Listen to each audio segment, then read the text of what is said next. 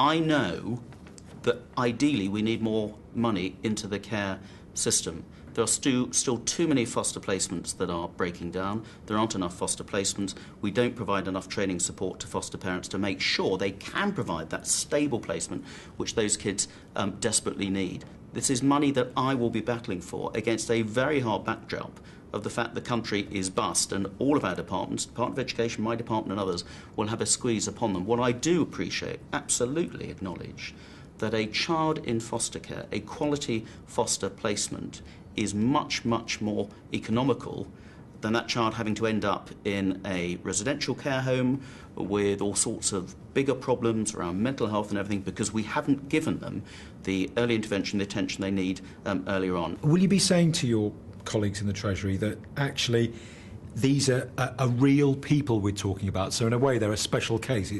It's not waste disposal, you know, or you know, wheelie bins. This is kids' lives and the chance to make a fantastic difference.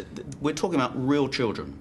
We're talking about real children from difficult circumstances. Yeah, we know that, but do your colleagues in the Treasury know that? Well, and my colleagues in the Treasury and other parts of government have done the maths which shows that if we don't pick those kids up, we don't support them properly, then the cost to them personally, but the cost financially to the benefit system, to the youth justice system, to homelessness, to the health system, is considerably more later on. Obviously, it takes an unusual type of person to open their home to a child who's often difficult and damaged. So it's hardly a surprise that there's a recruitment problem. But there's also an upside. It can, say those who do it, be the best and most rewarding job in the world. They're some of the happiest people I've ever met. And I think what makes them happy, it's not money, it's not status, it's not all the things that so often in our society people chase after. It's actually making a difference and caring about another person. That's what really makes a difference. It's definitely the best thing that anybody could have ever done for me. Because without them, I wouldn't be like I am now. I'd probably be in a ditch somewhere or something. I don't know how bad I'd be, but without them, I wouldn't have a hope, to be honest. So yeah, I definitely think that's the best thing you can ever do for anyone.